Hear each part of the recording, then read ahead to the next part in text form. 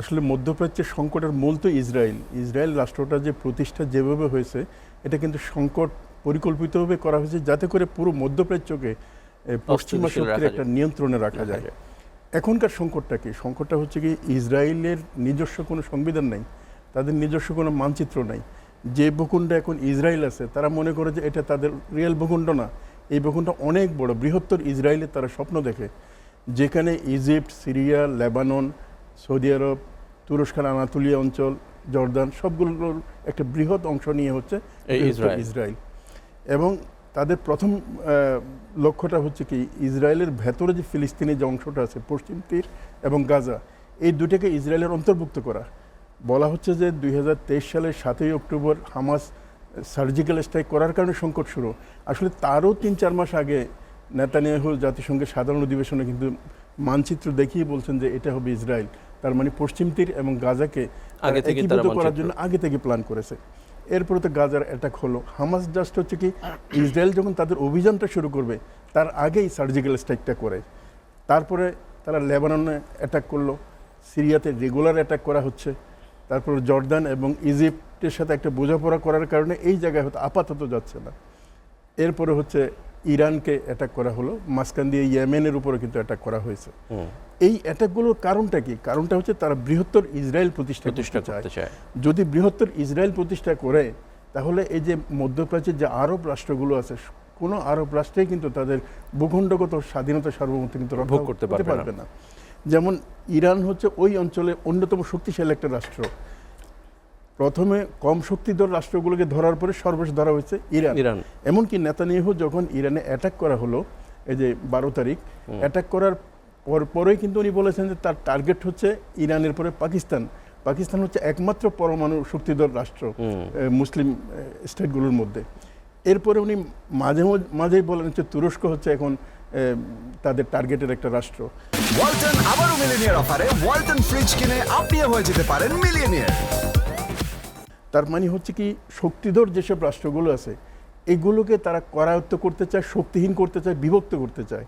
এটা যদি করা সম্ভব হয়, তাহলে পুরো এশিয়া ব্যাপী যে টার্গেটটা পশ্চিমা শক্তির রয়েছে, যে এখানে তারা একটা স্যাটেলাইট রাষ্ট্রের মাধ্যমে পুরো অঞ্চলটা অঞ্চলের নিয়ন্ত্রণটা সম্ভব হয়। এখন আসেন নতুন যে প্রেক্ষিতটা, এই প্রেক্ষিতে সংকটটা কোথায় যাচ্ছে? যেমন আজকের যে ঘটনাটা, আজকে সকালে নেতানিয়াহু বলে আসছিল যে তারা যুদ্ধ বন্ধ করতে চায়। যুদ্ধ বন্ধ কেন করতে চায়? যেহেতু তারা যেটা ধারণা করেছিল তার চেয়ে অনেক বেশি পাল্টা আঘাত ইরান ইসরায়েলের উপর করতেছে। আজকে উত্তর ইসরায়েল, দক্ষিণ ইসরায়েল, বন্দর দিনের বেলা, তারপর তেল আবিব, সব জায়গায় ইরান সমানে ব্যালিস্টিক ক্ষেপণাস্ত্র হামলা করেছে। আবার তার পাল্টা সন্ধ্যার পরে ইসরায়েল হামলা করছে।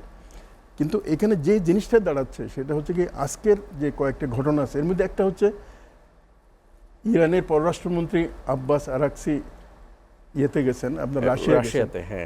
রাশিয়ার প্রেসিডেন্ট পুতিনের সাথে উনি কথা বলেছেন এবং ক্রেমলিনের সহায়তাও চেয়েছেন। হ্যাঁ, যে সহায়তা চেয়েছেন, আয়াতুল্লাহ খামিনের একটা চিঠি দিয়েছেন। এবং রাশিয়ার যে রেসপন্সটা, সেই রেসপন্সটা আমার ধারণা হচ্ছে পজিটিভ রেসপন্সই।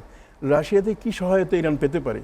একটা হচ্ছে তাদের সবচেয়ে বেশি যেটা প্রয়োজন সেটা হচ্ছে আকাশ প্রতিরক্ষা ব্যবস্থা, S-400, এখন তো S-500ও হয়তো চলে আসছে। এই আকাশ প্রতিরক্ষা ব্যবস্থাটা তাদের খুবই প্রয়োজন। সেটা যদি দেওয়া হয়, এর বাইরে হচ্ছে কি ইরান বিমান শক্তির দিক থেকে দুর্বল। তারা যদি Su-35 অথবা নতুন মনে হয় আরেকটা জেনারেশন, 5th জেনারেশনের বের হয়েছে, এই বিমানগুলো যদি তারা পায়, তাহলে ইরানের নিরাপত্তাটা তারা রক্ষা করতে পারবে। এখন এই জায়গাটাতে আমার ধারণা হচ্ছে রাশিয়া থেকে একটা পজিটিভ রেসপন্স পাওয়া গেছে, যদিও আমরা ক্লিয়ার জানি না। যদি ইরান থেকে বলা হচ্ছে যে ধরনের রেসপন্স এখনো রাশিয়া করছে তাতে তারা সন্তুষ্ট না, প্রত্যাশিত মাত্রায় রেসপন্স এখনো তারা পায়নি। হলো আমরা যেটা রাশিয়ান রেটরিকে যেটা পাই, যেমন সাবেক প্রেসিডেন্ট যিনি মেদভেদেভ, এখন নিরাপত্তা কাউন্সিলের প্রধান, উনি কিন্তু বলছেন যে ইরানকে অনেক রাষ্ট্রে পরমাণু ওয়ারহেড বা পরমাণু বোমা দিতে আগ্রহী। ওনার বক্তব্য মনে হচ্ছে যে অনেক দেশ মানে এর মধ্যে রাশিয়া একটা। তো ফলে তাদের রেসপন্সটা সবগুলো আমরা প্রকাশ্যে জানতে পারবো এমন না, অন্তরালে গোপনেও কিন্তু অনেক রেসপন্স থাকবে। সব রেসপন্সে আমার ধারণা হচ্ছে রাশিয়া আলটিমেটলি ইরানের পাশে দাঁড়াইতে পারে। এমনকি চীনও তার মতো করে, চীনের তো একটা নিজস্ব বৈশিষ্ট্য আছে, তারাও কিন্তু ইরানের পাশে দাঁড়াইতে পারে। পাকিস্তান তো শুরুতেই তারা ঘোষণা দিয়েছে সমর্থন দাঁড়াবে, জানিয়েছে। তবে পরমাণু শক্তিধর একটা রাষ্ট্র হিসেবে পাকিস্তান কতটুকু প্রকাশ্যে থাকতে পারবে তার একটা কিন্তু সীমা আছে। সব কিছু মিলিয়ে আমার মনে হচ্ছে যদি ইসরায়েল যুদ্ধ কন্টিনিউ করতে চায়, এমনকি পশ্চিমের যুক্তরাষ্ট্রের বা ইউরোপের বিভিন্ন রাষ্ট্রের পূর্ণ সহযোগিতায় যদি অ্যাটাক চালিয়ে যেতে চায়, তাহলে ইসরায়েল রাষ্ট্র কিন্তু অস্তিত্বের সংকটে পড়বে। এই প্রসঙ্গে আমি খুব সংক্ষিপ্ত একটা কথা বলি, সেটা হচ্ছে ইসরায়েল রাষ্ট্র এই পর্যন্ত 3টা রাষ্ট্র প্রতিষ্ঠিত হয়েছে, এটা হচ্ছে থার্ড ওয়ান, এবং এরা অষ্টম দশক কোনো সময় পার হতে পারে না। অষ্টম দশকের মধ্যে তারা বিলুপ্তির মধ্যে পড়ে যায়। আজকে ইরানকে অ্যাটাক করে তারা যে পরিস্থিতির মধ্যে পড়ছে, আমার ধারণা হচ্ছে আপনি যদি টেলিভিশন দেখেন, মানে হাজার হাজার ইসরায়েলি কিন্তু স্থলপথে চলে যাচ্ছে, আর বাংকারে তো আছেই। তার মানে যুদ্ধ যদি বন্ধ হয়, দেখা যাবে যে তারা নিরাপত্তার কারণে হয়তো ইসরায়েলের জনসংখ্যা অর্ধেক কমে যাবে।